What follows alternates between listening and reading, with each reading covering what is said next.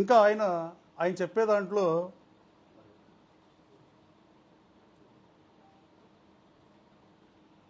ఆయన ఇంకా నేను అడిగిన దానికి సమాధానం చెప్పకుండా అలా మాట్లాడాడు. అలాగే చివరగా వైసీపీ ప్రభుత్వం నాపై తప్పుడు కేసులు పెట్టి, లోకేష్ బాబు పాదయాత్రలో ఎస్సీ ఎస్టీ కేసులు పెట్టి ఇన్ని చేస్తే, గతంలో కూడా మీరు ఒకసారి ఆలోచన చేయండి. వైఎస్ఆర్ కాంగ్రెస్ పార్టీలో ఉన్నప్పుడు నా ప్రత్యర్థి వైసీపీ కార్యకర్తల మీద వేల సంఖ్యలో కేసులు నమోదు చేసిన మాట వాస్తవం కాదా? ఆ రోజున వైఎస్ఆర్ కాంగ్రెస్ పార్టీ కార్యకర్తలు అడో లక్షణ అంటే మీరు జగన్మోహన్ రెడ్డి గారిని కల్పించింది వాస్తవం కాదా? జగన్మోహన్ రెడ్డి గారిని నా ప్రత్యర్థి విమర్శించిన మాట నిజం కాదా? వైఎస్ జగన్మోహన్ రెడ్డి సతీమణి గురించి కూడా తేహారి జైలుకి వెళ్తామని మాట్లాడిన మాట నిజం కాదా? ఇన్ని మాట్లాడినప్పుడు వైఎస్ఆర్ కాంగ్రెస్ పార్టీ నువ్వు సుశిక్షితుడైన నాయకుడని చెప్పుకునే నాని గారు, మీరు విలువలు విశ్వసనీయత ఉంది, ఎస్ మీకు విలువలు విశ్వసనీయత ఉంది, కానీ మీరు అదే వైఎస్ఆర్ కాంగ్రెస్ పార్టీకి వ్యతిరేకంగా పోటీ చేసి వైఎస్ఆర్ కాంగ్రెస్ పార్టీ కార్యకర్తను వేధించి సాక్షాత్తు జగన్మోహన్ రెడ్డి మీద కేసు పెట్టిన అతన్ని జగన్మోహన్ రెడ్డిని కలవటానికి తీసుకెళ్ళినప్పుడు మీరు ఎందుకున్నారు నాని గారు? ఇదేనా విలువలు విశ్వసనీయత, లేకపోతే ఇదేనా స్థితప్రజ్ఞతని నేను అడగదలుచుకున్నాను నాని గారు. చిట్ట చివరగా నాకు మీ వైసీపీ ప్రభుత్వంలో నేను కేసులు పెట్టించుకుని, అక్రమ కేసులు పెట్టించుకుని 19 మాసాలుగా అమెరికా వెళ్ళా. నేను ఇప్పుడు అమెరికా వెళ్దా, నాకు కోర్టు పర్మిషన్ ఇచ్చిన తర్వాత మహానాడు ఈ కార్యక్రమాలు పార్టీ ఉండడం వల్ల ఆగా. నేను రేపు ఎల్లుండి అమెరికా వెళ్తా. ఏమన్నా మాట్లాడాల్సి వస్తే మళ్ళీ ప్రజలకి కన్ఫ్యూజ్ చేయకుండా మీరు, నేను వచ్చిన తర్వాత మాట్లాడదాం. మళ్ళీ ఈ లోపే మళ్ళీ ఇంకోటి నేను ఒకటి అడిగితే మీరు ఒకటి చెప్పి ప్రజల్ని కన్ఫ్యూజ్ చేస్తే దీనివల్ల ప్రజలకు వచ్చేదేమీ లేదు. సూటిగా సుస్పష్టంగా అడిగా, నేను మిమ్మల్ని గౌరవంగానే మాడుతున్నా, లేదా నా నోరు మంచిది కాదని మీరు అన్నారు తప్ప ఇంకెవ్వరూ అనరు. అలాగే లంబు జంబు చెంబు ఏంది ఈ భాష? ఏంది ఈ భాష? ఆ ఇద్దరు మంత్రుల మధ్యలో నన్ను కూర్చోబెట్టుకుని నేను మాట్లాడానంట. నా నోరు మంచిది కాదు, నా నోరు మంచిది కాదని వైఎస్ఆర్ కాంగ్రెస్ పార్టీ కార్యకర్తలతో కానీ ఈ రాష్ట్రంలో వేరే వైఎస్ఆర్ కాంగ్రెస్ పార్టీ నాయకులతో కానీ చెప్పించు. Yes, I agree. నేనేమి తెలుగుదేశం పార్టీ మా పార్టీ వాళ్ళతోనో, మా మిత్రపక్షం జనసేన పార్టీతోనో, బీజేపీతోనో చెప్పించమంటలా. సభ్య సమాజం అన్ని చూస్తుంటుంది పేరు నాని గారు. ఇంకోటి చెప్పారు, ఏదో 7 పెట్టెలు ఇవన్నీ. విలేకరులు మీరు అడుగుతారట, నేనే చెప్పేస్తా. నేను చాలా ఓపెన్. 7 పెట్టెలు ఇవన్నీ ఎవరు చెప్పారు మీకు? 7 పెట్టెలు నిజం కాదు. నేను మాట్లాడాల్సి వచ్చిన చాలా మాట్లాడతాను. నేను కూడా నేను మనుషులుగా ఉన్నప్పుడు కొన్నిటికి సాక్ష్యంగా విట్నెస్గా ఉన్నాయి. ప్రతిదీ రోడ్డు 4 గోడల మధ్య అన్ని రోడ్డు మీద చెప్పాల్సిన అవసరం లేదు. వైఎస్ఆర్ కాంగ్రెస్ పార్టీ పెద్దిరెడ్డి గారు ఏమడిగాడు నన్ను చెప్పమంటే చెప్తా. వైవి సుబ్బారెడ్డి ఢిల్లీ పిలిపించి కృష్ణా జిల్లా పర్యటన ఏర్పాటు నువ్వే చేయాలని ఢిల్లీ పిలిపించుకుని, ఎవడన్నా పని అడిగితే ఇక్కడ అడుగుతారు, ఢిల్లీ పిలిపించుకుని నాతో ఒప్పిస్తే నేను అది మాడితే మీరు ఏదో మాడతారు. 7 పెట్టెలు కాదు బాసు, 5. ఆ 5 కూడా నేను పార్లమెంట్ మెంబర్ దగ్గర 2 సార్లు పోటీ చేశాను. నేను చందా తీసుకోవాలా, నేను సుస్పష్టంగా చెప్తున్నా, కానీ నువ్వు తీసుకున్నావు అని అన్నా. నేను కట్టుబడి ఉన్నా దానికి. అలాగే ఈ 5 నేను ఎయిర్పోర్ట్ డైరెక్టర్ నాకు ఫ్రెండ్, కానీ నేను వెళ్ళి ఎవరి కాళ్ళు పట్టుకునే రకం కాదు కాదు కాదు. ఇది ఫర్ షూర్. నేను నా క్యారెక్టర్ను పోగొట్టుకునే పరిస్థితే ఉండదు. నా క్యారెక్టర్ను పోగొట్టుకుందాం అనుకుంటే జగన్మోహన్ రెడ్డి గారు ఇచ్చిన ఎమ్మెల్సీ ఆఫర్కో, ఆప్కాప్ చైర్మన్ ఆఫర్కో వీటికో నేను రాజీ పడిపోయేవాడిని. అప్పుడే నేను రాజీ లేని పోరాటం చేశా. వైసీపీలోనే ఉన్నా.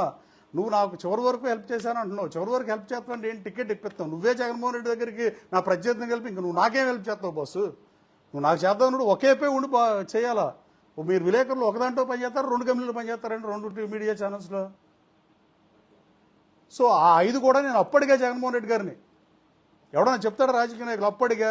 తర్వాత ఎన్నికలు అయిపోయిన తర్వాత నేను మళ్ళీ జగన్మోహన్ రెడ్డి గారిని కలిసా. అక్కడ ఏమైందో జగన్మోహన్ రెడ్డి గారిని అడిగి, ఇది మాత్రం సుస్పష్టంగా చదువుతున్నా నాని గారు, దయచేసి ఏనండి, ఇది మాత్రం డెఫినెట్గా జగన్మోహన్ రెడ్డి గారిని కనుక్కొని ఏం జరిగిందని చెప్తే, మీరు కనుక్కొని వచ్చినాక మాడితే దీని మీద కూడా నేను మీతో మాడతా. నేను చెప్పాను ఇప్పుడు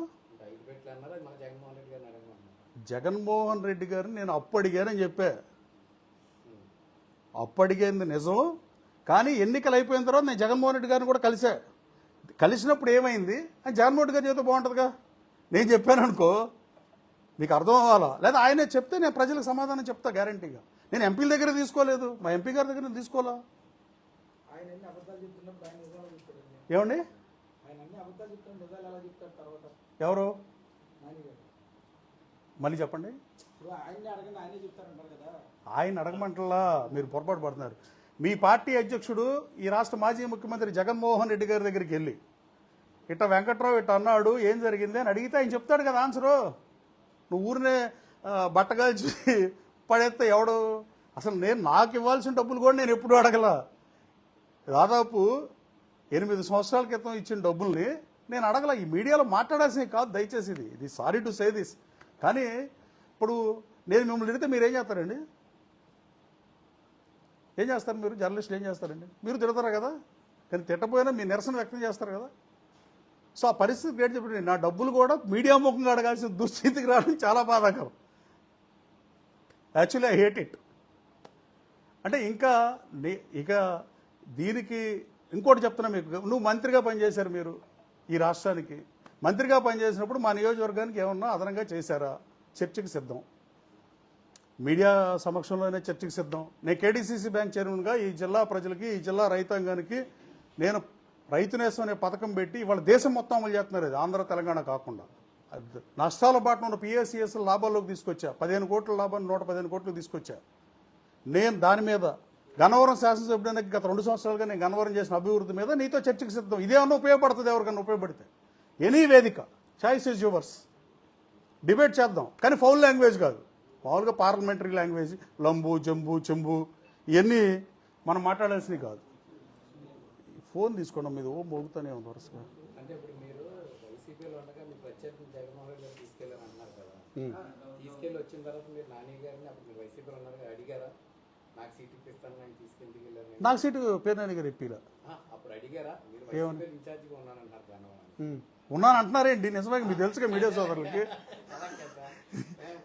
చరిత్ర మారుతాడు మారదు కదా. మీ ప్రత్యర్థిని పేరునాని గారు తీసుకెళ్తున్నప్పుడు జగన్మోహన్ రెడ్డి గారు పేరునాని గారు కూడా వెళ్ళారంట. మీరు వచ్చాక పేరునాని గారిని అడిగారా? అడుగుతా కదా, అడగకుండా ఎందుకుంటా. ఏమంటాడు? ఏదో చెప్తాడు. ఇప్పుడు ఆయన చెప్తే బాగుంటుంది అది. ఇప్పుడు నేను చెప్పాను అనుకో, ఇప్పుడు ఆయన ఇంకోటి మాడితే ఇప్పుడు అడగనా? నాకు మరి నాతో చదువు ఉందని చెప్పి నేను అక్కడ వాళ్ళ ఇంటికి వచ్చి వీళ్ళ ఇంటికి వచ్చాను అంటున్నాడు. అసలు నువ్వు మంత్రి అయిందే ఈ ఇంటికి డాబా పేరుండగా ప్లగ్లు పెట్టుకుని ఛార్జింగ్ పిన్నులు పెట్టాడు కొడాలని. నేను అప్పుడు సన్నిహితంగానే ఉండేవాళ్ళం. ఇవాళంటే విభేదాలు వచ్చి మాటలు పోయినాయి. కానీ అట్టని పెట్టెల గురించి మాడితే నేను చాలా మాడాలి, నాకు చాలా పెట్టెలు రావాలి. కొడాలని అనే అతను పిన్ను పెడుతున్నాడు ఛార్జింగ్కి. అరే బాబు, పిన్ను కాదురా పెట్టాల్సింది, సిగ్నల్ ఉండాలిరా బాబు, ఫోన్ రావాలంటే విజయసాయి రెడ్డి దగ్గర నుంచి మంత్రి వచ్చిందో రాలేదని చెప్పాను నేను. ఇప్పుడు ఆయన ఇక్కడ ఎందుకు వచ్చారు? ఇది కాదంటాడా? అతను మంత్రి అయింది ఇక్కడ కాదా? అతను మంత్రి అయింది ఇక్కడ కాదా అంటే నా ఉద్దేశం నేనేదో చేశానని కాదు. వాళ్ళు ఇక్కడ ఉన్నప్పుడు వాళ్ళకి మంత్రి పదవి అనౌన్స్ అయింది రాత్రి 11ంటికో ఇప్పుడు, సబ్జెక్టు కరెక్షన్ ఒక అరగంట అటు ఇటుగా. ఇక్కడ ఎందుకు ఉన్నాడు మరి? ఆయన నా దగ్గరకు వచ్చాడు. నా దగ్గర ఒక పార్టీలో కలిసి పని చేసినప్పుడు వెళ్ళమా? ఇప్పుడు మీ మీడియా సోదరులు మీ ఇంట్లో ఫంక్షన్ జరిగితే ఒకళ్ళ వాళ్ళు పిలవరా? ఏది పడితే అది మాట్లాడితే మనం మాట్లాడలేం. కానీ అలా నేను ఫౌల్ లాంగ్వేజ్ కాకుండా, లంబు జంబు చెంబు ఇలాంటి భాష కాకుండా పార్లమెంటరీ లాంగ్వేజ్లో అయితే చర్చకి సిద్ధం. గన్నవరంకి మీరు మంత్రిగా ఏం చేశారు? లేదు నేనేం చేశా? కేడీసీసీ బ్యాంక్ నాకు పదవి 2 సంవత్సరం, ఒక్క సంవత్సరం ఒకే 13 నెలలకు తీశారు నన్ను. 23 జిల్లాల్లో 22 జిల్లా బ్యాంక్ చైర్మన్లు కంటిన్యూ చేసి అభివృద్ధి చేసి నన్ను ఒక్కడే తీశారు. అది మీకున్న నిబద్ధత. ఆ రోజు ఏమన్నా నువ్వు నా పదవి ఆపావా?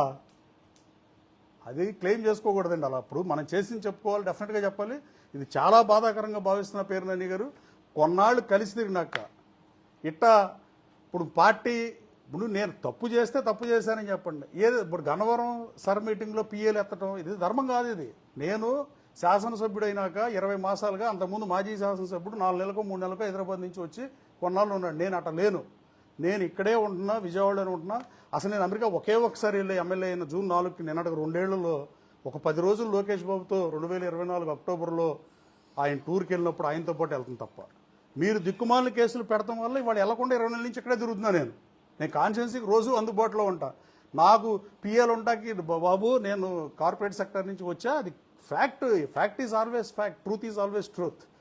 నాకు గవర్నమెంట్ ఇచ్చిన పిఎల్ కాకుండా నేను 7,50,000 పేరోల్లో ఇస్తాను నేను డబ్బులు మా పిఎల్కి. అంటే డిపార్ట్మెంట్ వైజు, మండలం వైజు పనిచేయమని. అది ఎందుకు? నియోజకవర్గ అభివృద్ధి కోసం. అంతే తప్ప నా మీద ఆరోపణలు ఉంటే ఏమైనా చేయాలి. గన్నవరంలో నేను మట్టి ఫ్రీగా ఇచ్చా ఆల్ ఫార్మర్స్కి, ఇళ్ల స్థలాలు బీసీ ఎస్సీ సోదరులు ఓసీ సోదరులు మేరకు తోలుకుంటానికి. మీలాగా గతంలో చేయలే. మీరు గన్నవరంలో వచ్చి ఏమైనా దందా చేశారా అని అడిగా. చేయకపోతే చేయలేదని చెప్పండి. అంతే తప్ప ఇలాంటి పరుష పదజాలంతో విమర్శించుకోవాల్సిన అవసరం లేదు. అలా అని ఇప్పుడు ఒకళ్ళు మొదలు పెడితే రెండో వాళ్ళు ఆపరు. ఇది ముగింపు పలికితే ముగింపు పలకండి. ఇది కంటిన్యూ చేద్దాం అనుకుంటే మీ ప్రభుత్వం పెట్టిన అక్రమ కేసుల వల్ల 19 మాసాలుగా అమెరికా వెళ్ళలేదు కాబట్టి అమెరికా వాళ్ళు వెళ్తున్నా ఇవాళ అంటారు, రేపు ఈవినింగ్ వెళ్తా, నేను వచ్చినాక మాడదాం. ఈలో మళ్ళీ నేను ఇక్కడి నుంచి వెళ్ళిపోగానే ఏదో స్టోరీ చెప్పి మళ్ళీ దానికి ఇంకోటి అల్లి ఇవన్నీ కరెక్ట్ కాదు పేరునాని గారు. నేను సుస్పష్టంగా చెప్పా. Thank you so much for covering అండి. ఇంకేమన్నా అన్నాడా? యాటిట్యూడ్ ఏంటి నాకా? నా యాటిట్యూడ్ ఏముంటుంది? పాదయాత్ర చేసిన ఏకైక ఎమ్మెల్యే అభ్యర్థిని నేనే. గన్నవరం నియోజకవర్గంలో ఎస్సీ బీసీ ఓసీ కాలనీలో ప్రతి ఇంటికి వెళ్ళా, ప్రతి గడప తట్టా, ప్రతి వాళ్ళని నాకు పర్సనల్గా ఓటేయమని. నేను తప్ప ఈ జిల్లాలో ఇంకో నాయకుడు పాదయాత్ర చేసిన నాయకుడు లేడు 100% ఇది. అంటే చాలామంది 20 ఏళ్ళ నుంచి రాజకీయాల్లో ఉండటం వల్ల అప్పుడప్పుడు వెళ్ళి అంత కాన్షియస్ వాళ్ళు కవర్ చేసి ఉంటారు. కానీ నేను 13 మాసాల పాటు పాదయాత్ర చేసి ప్రతి గడప తట్టా. అలాగే మర్చిపోయి వంగవీటి రాధా గారి గురించి కూడా అన్నాడు. వంగవీటి రాధా గారు మీకు మంచి స్నేహితుడిగా అంటాడు. వైఎస్ఆర్ కాంగ్రెస్ పార్టీలో ఆయన బందర పార్లమెంట్ అభ్యర్థిగా పెడితే అక్కడికి పిలిస్తే అభ్యర్థులందరినీ నేను ఒక్కడిని వంగవీటి రాధా గారికి టికెట్ జగన్మోహన్ రెడ్డి గారు అనేది నేను ఒక్కడనే 7గురిలో. ఇది రాసి పెట్టుకోండి. మీకు స్నేహితుడేగా, నాకన్నా మీకే ఎక్కువ స్నేహితుడు, మీ అందరికీ ఎక్కువ స్నేహితుడు, నాకు స్నేహితుడు, నేనే కాదంటలేదు కదా. కానీ ఆయనకి ఇవ్వండి అని అడిగా. ఆ రోజు వంగవీటి రాధా గారు కూడా అన్నాడు, నువ్వు అడగొద్దు, నా కోసం నువ్వు అడగొద్దు అంటే నేను అడిగా. కావాలంటే చెక్ చేసుకోండి రాధా గారు. నేను అంత సర్కాస్టిక్గా మాడాల్సిన అవసరం ఏం లేదు. ఇక్కడ మీరు విజయవాడ వచ్చినప్పుడు కాఫీ డేలో కలిసాం, ఏది ఇవన్నీ? మీరు విజయవాడ వచ్చినప్పుడు కలిసా, నేను బందర్ వచ్చినప్పుడు బ్యాంక్ చైర్మన్కి వచ్చినప్పుడు మిమ్మల్ని కలిసా.